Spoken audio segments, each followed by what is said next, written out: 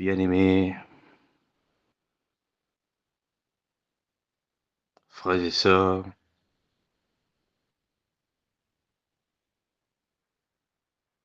du ministère Fils et Filles du Roi,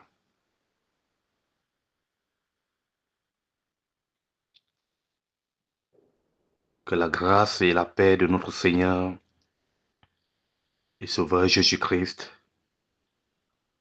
vous soient renouvelées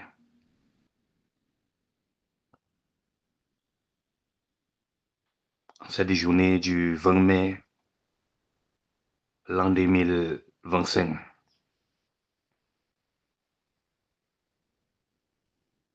L'an de grâce. Je voudrais dire toute ma reconnaissance au Seigneur pour le privilège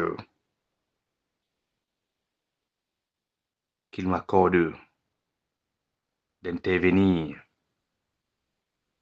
en ce deuxième jour de notre séminaire.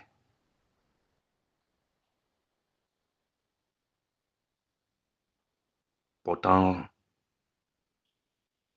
sur le mariage et qui a pour thème le mariage avec un non-croyant est-il permis?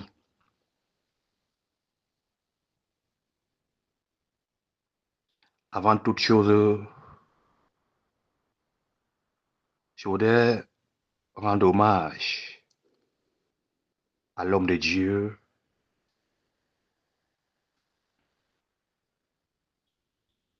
qui a prêché hier.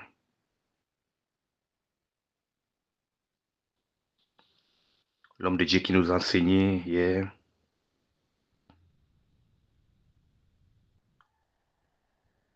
Le pasteur France Silfas, homme de Dieu, que le Seigneur te bénisse, ainsi que ton ministère. Je voudrais rendre hommage aussi à une femme qui porte cette vision, à sœur Eliane, servante de l'Éternel. Que Dieu te bénisse, toi, ton mari et tes enfants. Qu'il bénisse le ministère Fils et Filles du Roi. D'ailleurs, que tous les frères et sœurs du ministère Fils et Filles du Roi soient bénis au nom de Jésus-Christ. Bien-aimés, le thème que nous abordons aujourd'hui, le thème que nous avons commencé hier, est un thème important, un thème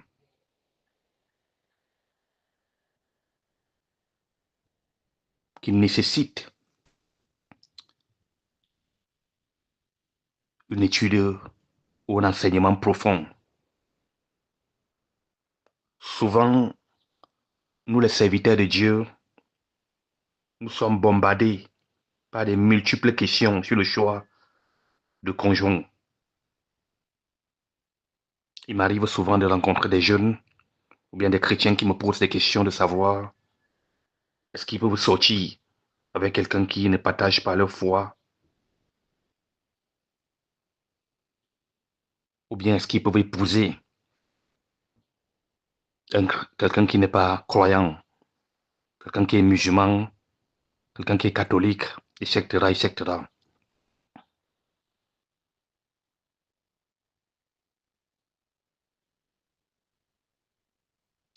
Et par expérience du ministère, nous avons rencontré beaucoup, ou nous avons vu beaucoup de choses de ce genre. Un frère ou une sœur qui arrive à l'église, il se fait passer pour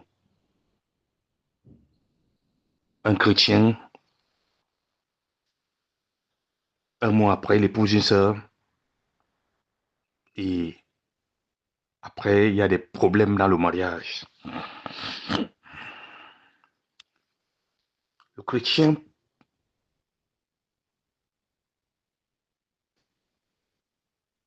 est-il permis à un chrétien Ou bien est-il permis à un croyant d'épouser un non-croyant? Est-il permis le mariage entre croyants avec un non-croyant? Est-il permis? Pour commencer, on est chrétien que celui qui croit en Jésus et l'accepte comme son Seigneur et Sauveur. Je reprends. Pour commencer, sachons qu'on est chrétien que celui qui croit en Jésus et l'accepte comme son Seigneur et Sauveur. Dans la pratique, certaines personnes se considèrent comme des chrétiens, mais en réalité, elles n'ont jamais accepté Jésus comme leur Seigneur et Sauveur. Elles sont chrétiennes au sens de la religion, sans considérer la nécessité de s'engager de tout leur cœur et de marcher suivant l'esprit. Ici, le chrétien ou le croyant est cette personne qui est réellement née de nouveau et qui a décidé de se laisser conduire par l'Esprit Saint.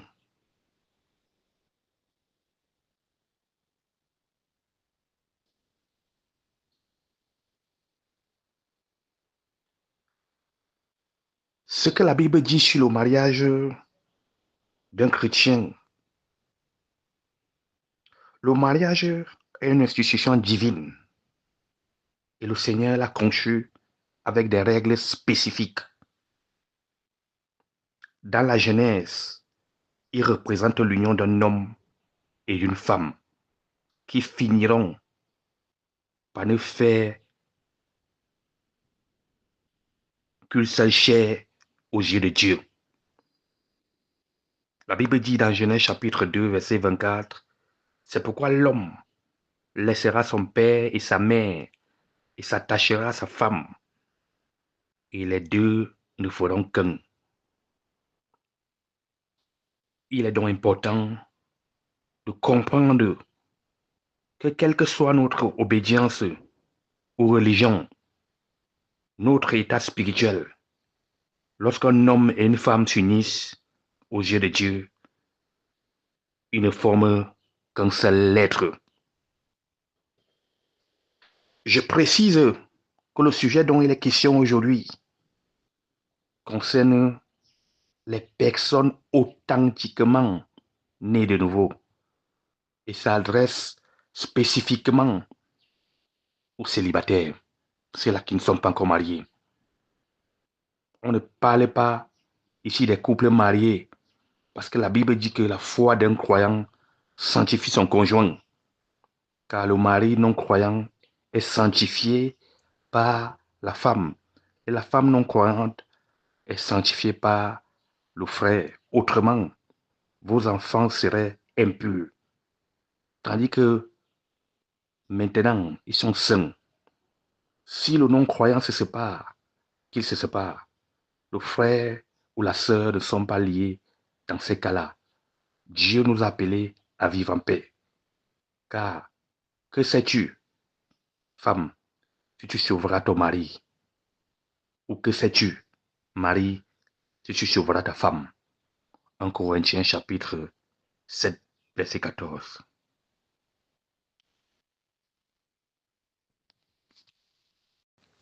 Bien-aimés frères et sœurs,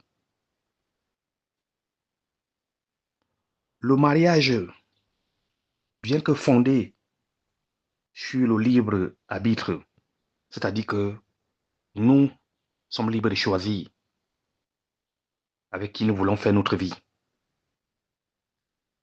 n'est ni un jeu, ni une décision active à partir de laquelle on impose à Dieu ses préférences et ses désirs. Il nécessite une réflexion mûre et une préparation exhaustive. Le mariage n'est pas un jeu. Il nécessite une réflexion mûre et une préparation exhaustive, touchant à la fois les domaines spirituels, mental, psychologique, physique et financier. Cette union n'est pas seulement également un engagement spirituel commun. Si vous n'avez pas encore rencontré votre âme sœur, si vous êtes encore incertain de votre choix actuel, cela pourrait indiquer que vos critères ne sont pas suffisamment affinés. Rappelez-vous, quelque part se trouve celui ou celle qui est fait pour être avec vous, l'os de votre os, la chair de votre chair. C'est pas et avec c'est pas et avec Dieu que cette union s'est rendue possible. Et il sera la troisième personne de votre corde à trois fils. Dieu, dans sa sagesse, a prévu un partenaire pour chacun. Il a utilisé une côte d'Adam, pas deux, pour créer Ève.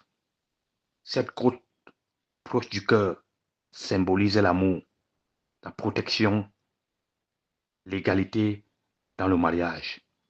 L'homme et la femme deviennent ainsi une entité inséparable, s'épaulant mutuellement à travers les joies et les épreuves. Ce signe distinctif qui permet de reconnaître le partenaire de destinée. Alors, lorsqu'on parle de mariage, du choix d'un conjoint, de l'âme sœur, lorsqu'on parle d'un sujet aussi important, nous devons prendre du temps, examiner à la lumière de la parole de Dieu ce que la Bible dit. Le mariage est l'une des plus puissantes alliances du monde, après l'alliance que nous avons avec Christ, par son sang. C'est la seule alliance où la Bible te demande de quitter ton père, ta mère, pour s'unir à quelqu'un et former une seule chair avec lui. Le mariage symbolise Christ et l'Église. Le mariage est le symbole bien, est l'image de l'enfer et du paradis. Ça veut dire que si tu épouses, tu fais un mauvais choix, tu peux vivre l'enfer toute ta vie. J'ai vu des femmes et des hommes qui se sont laissés tromper par des gens qui sont entrés dans l'église sous prétexte qu'ils sont des frères. Ils se sont mariés à la suite. Ils souffrent aujourd'hui. Je connais des hommes de Dieu qui souffrent aujourd'hui. J'ai vu des ministères détruits, des vies détruites à cause du mauvais choix. Alors, lorsqu'on me pose souvent la question de savoir, est-il permis à un croyant ou bien est-il permis d'épouser un non-croyant? Je m'abstiens souvent de dire oui ou non, mais je réponds à la lumière de la parole de Dieu. Et pour la question qui nous est posée aujourd'hui, à savoir, le mariage avec un non-croyant est-il permis? Nous allons répondre à la lumière de la parole de Dieu. Bien aimé, je ne vais pas être très long. Ici, je vais donner trois critères. Et à partir de ces trois critères 3 critères qui doivent motiver notre choix du conjoint ou bien de l'âme sœur. Et à partir de ces 3 critères,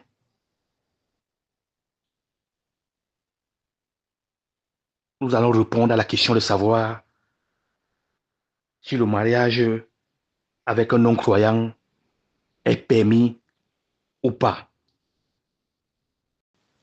Le premier critère, ou bien l'ordre de priorité de Dieu, c'est la même foi. La même foi. Lorsque tu veux faire le choix de l'âme sœur ou bien d'un conjoint, la première question que tu dois te poser est de savoir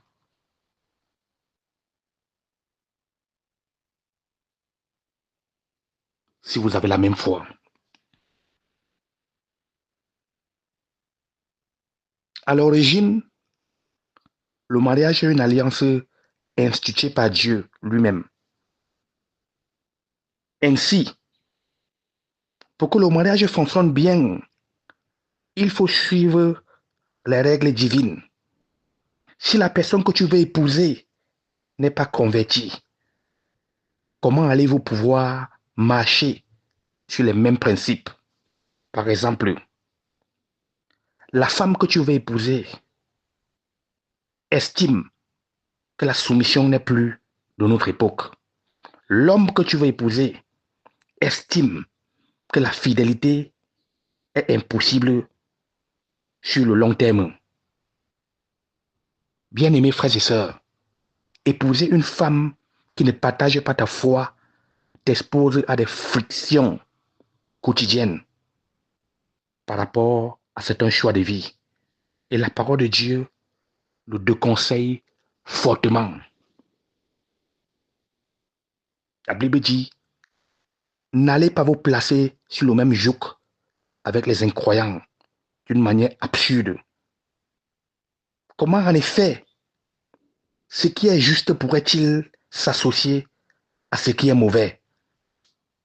Comment la lumière pourrait-elle s'unir avec l'obscurité? 2 Corinthiens chapitre 6, verset 14.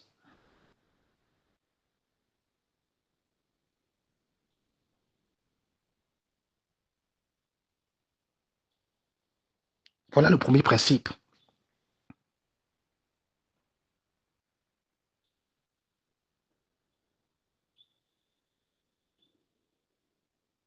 C'est un principe fondamental.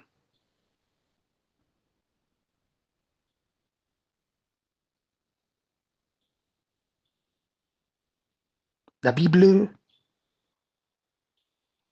le mariage entre croyants et un incroyant est impossible, bien aimé.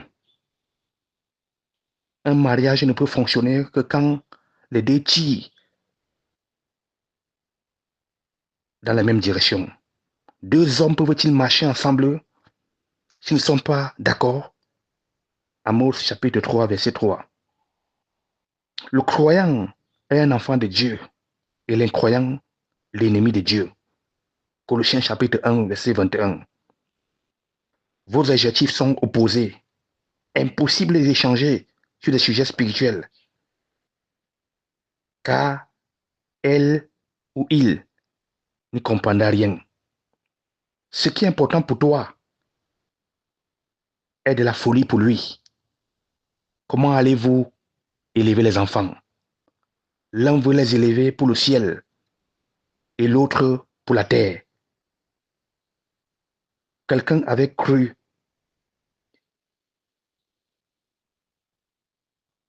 crûment dit qui marie un incroyant obtient le diable pour beau-père.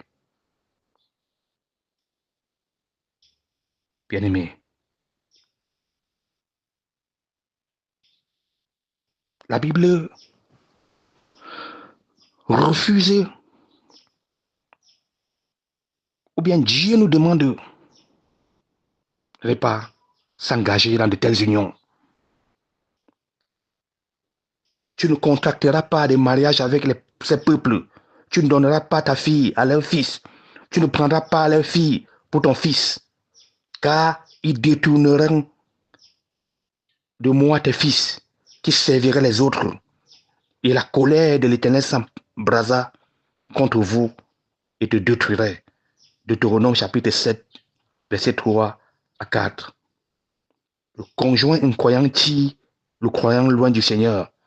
Tu aimeras le Seigneur et lui, il aimera le monde. L'un tire vers le ciel et l'autre vers l'enfer. Ne vous mettez pas, bien-aimés, sur un joug mal assorti avec les incrédules, comme la Bible le dit.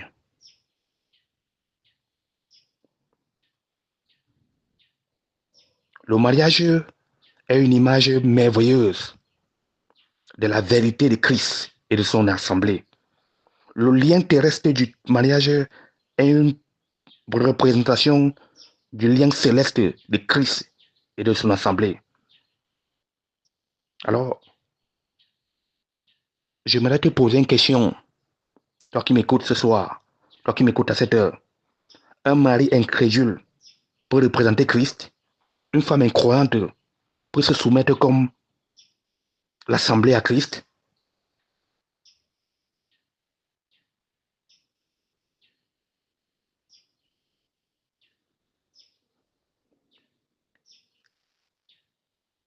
Certains diront, j'ai épousé un incroyant pour qu'il soit conduit au Seigneur.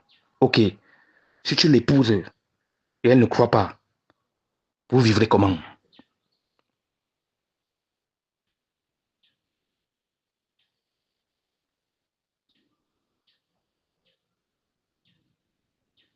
Vous vivrez comment? La plupart des problèmes que nous rencontrons aujourd'hui dans les mariages, c'est parce que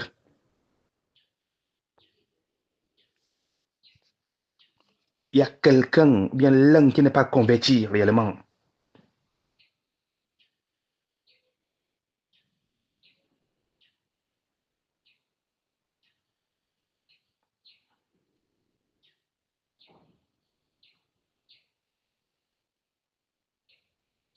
Bien aimé, épouser un non-croyant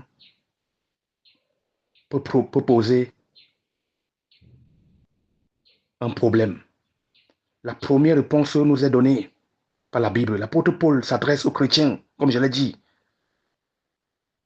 Mais ce principe est général et vaut pour nous tous. Voici l'avertissement qu'il donne dans 2 Corinthiens. Comme je l'ai dit tantôt, ne vous mettez pas sur un joug mal assorti avec les incrédules. Car quelle participation y a-t-il entre la justice et l'iniquité? Ou quelle communion entre la lumière et les ténèbres? Et quel accord entre Christ et Bélial? Ou quelle part a le croyant avec l'incrédule? Ou quelle convenance a-t-il entre le temple de Dieu et les idoles? Car vous êtes le temple du Dieu vivant, selon ce que Dieu a dit. J'habiterai au milieu d'eux et il marcherait et sera avec Dieu, le Dieu. Il sera mon peuple. Paul ne parlait pas ici expressément du mariage, mais de toute association qu'un chrétien pourrait faire avec des non-croyants. Cependant, nous savons que le mariage est l'association par excellence, celle qui nous lie le plus, puisqu'il s'agit de devenir une seule chair avec notre conjoint. Genèse chapitre 2, verset 24. Comment pourra-t-on vivre heureux, équilibré, étant sous un joug mal assorti avec quelqu'un? La version seconde 21 dit aussi, ne formez pas un attelage disparate avec les incroyants. Se marier avec une personne incroyante revient donc à constituer avec elle un attelage disparate, une paix mal assortie. Si Dieu nous avertit par ces paroles, ce n'est pas parce qu'il est injuste, sectaire ou intolérant, mais parce qu'il veut nous éviter une erreur qui se paye très cher sur le long terme. Plusieurs personnes retorqueront qu'il n'y a pas que les mauvaises personnes parmi les inconvertis. Je suis d'accord avec cela. Il y a même de très bonnes personnes chez les incroyants. Et certains ne comprennent pas pourquoi ils ne pourraient pas faire potentiellement le bon conjoint. J'ai souvent entendu cette réplique chez des jeunes ou chez des chrétiens qui s'entêtent à vouloir trouver une bonne raison de fréquenter un incroyant. Mais je connais une telle qui s'est mariée à un non-chrétien.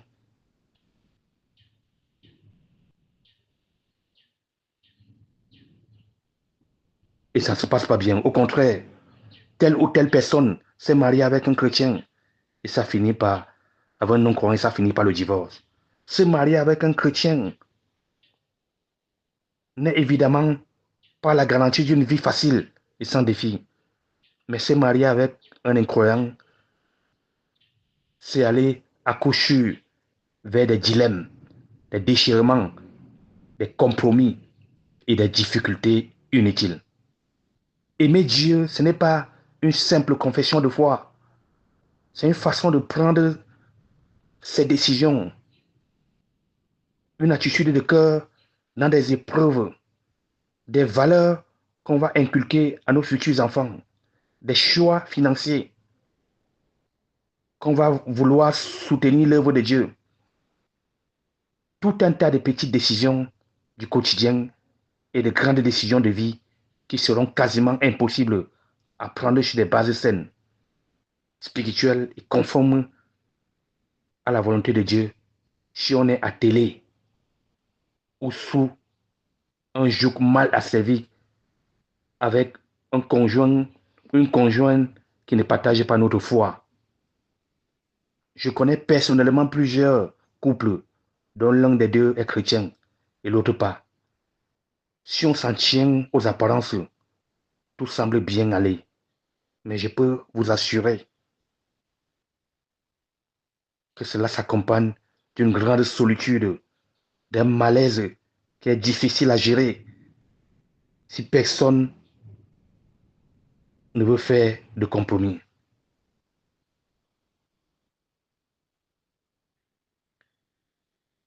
Est-ce que c'est clairement interdit de se marier à un incroyant? On ne va pas aller droit en enfer parce qu'on s'est marié avec un incroyant. Cependant, la parole de Dieu nous avertit et nous dissuade de le faire sans ambiguïté. Dans 1 Corinthiens chapitre 7, verset 39, Paul encourage à se marier dans le Seigneur, c'est-à-dire avec une personne véritablement chrétienne. Cela est dit pour notre bien et pour le bien de notre descendance à venir.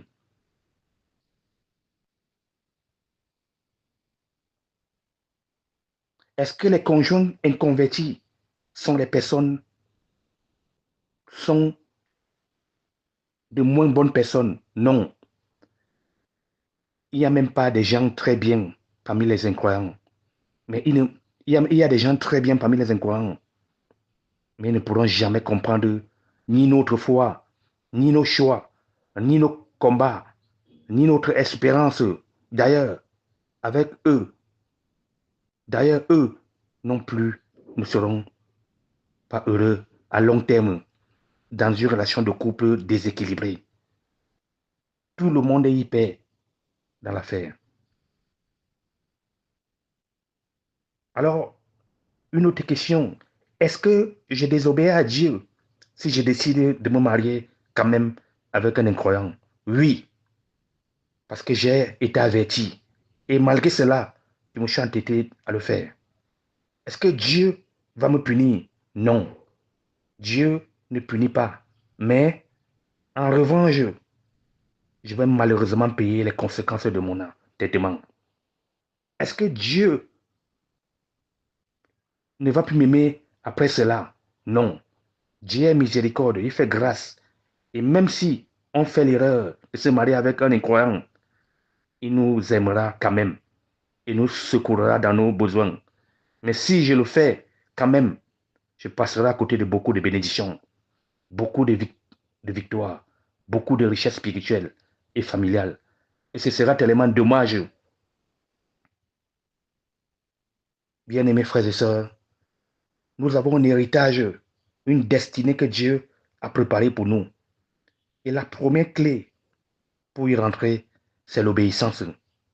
Alors, même si nous ne comprenons pas toujours pourquoi la parole de Dieu nous met en garde, si elle nous avertit, soyons toujours obéissants. C'est en obéissant que nous entrerons pleinement en possession de notre héritage divin. La Bible est claire en ce qui concerne la vie avec un non-croyant. Pour finir, je vais vous raconter une histoire.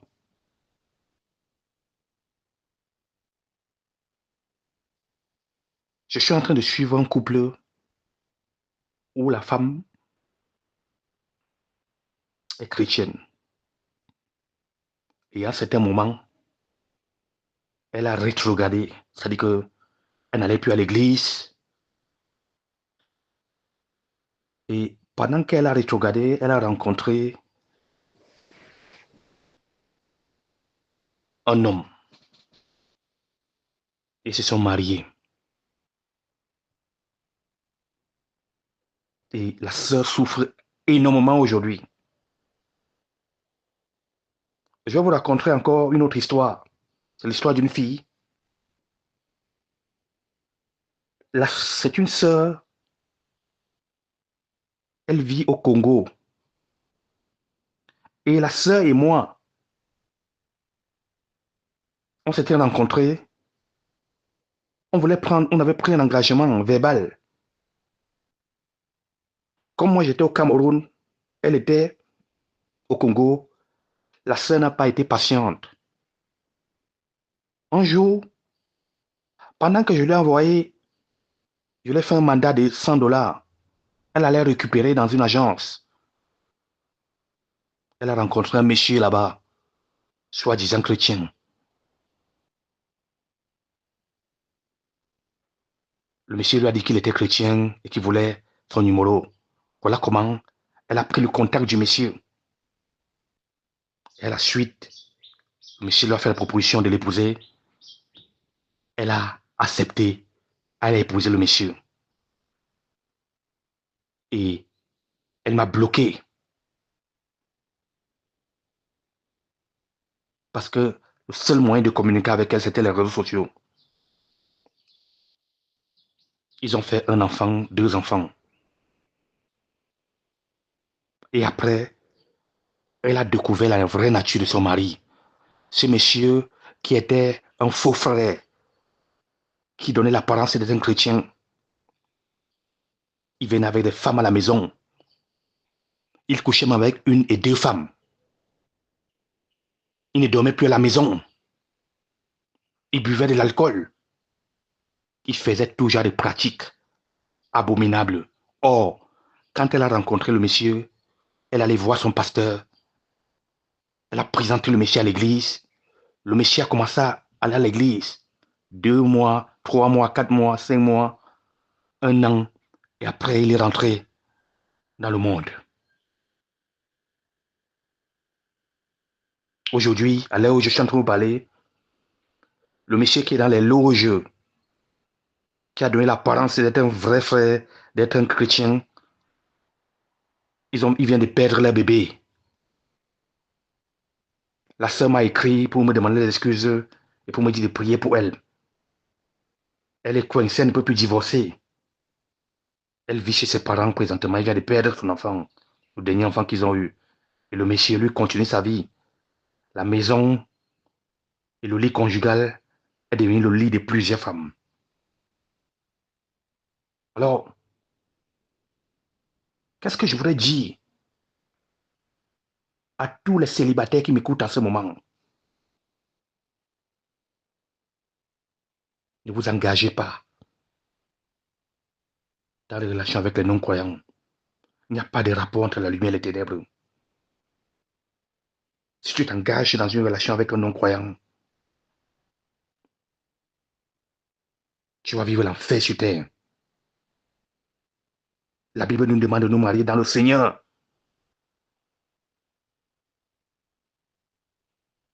Même si tu as mis du temps sans te marier, même si tu as fait des années sans te marier, même si tu as l'église depuis, les gens arrivent aujourd'hui, se marient. Sois patiente. Dieu a fait une femme pour un homme. Ton tour arrive, ton moment va arriver. Et je prophétise pendant que tu m'écoutes.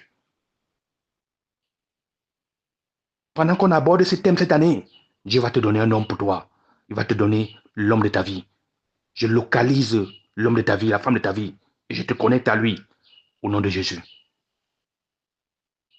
À la question de savoir s'il est permis d'épouser un non-croyant, la Bible nous répond en nous disant qu'il n'y a pas de rapport entre la lumière et les ténèbres, que nous ne devons pas nous mettre sur un attelage disparate avec les incroyants.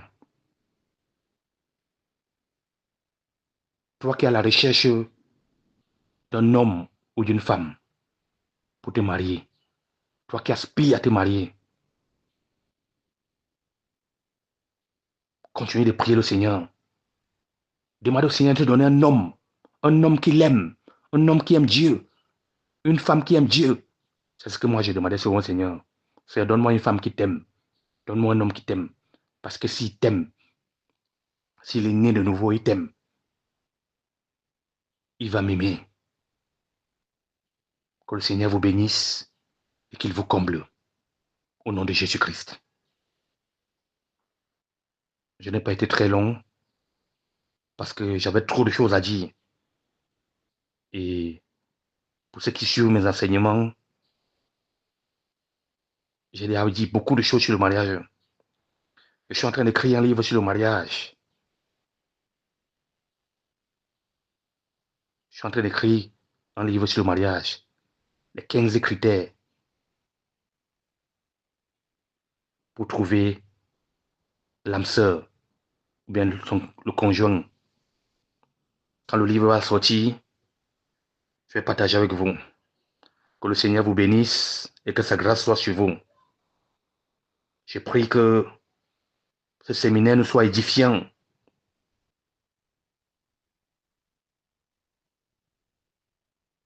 et que Dieu nous enseigne. Au nom de Jésus. Amen.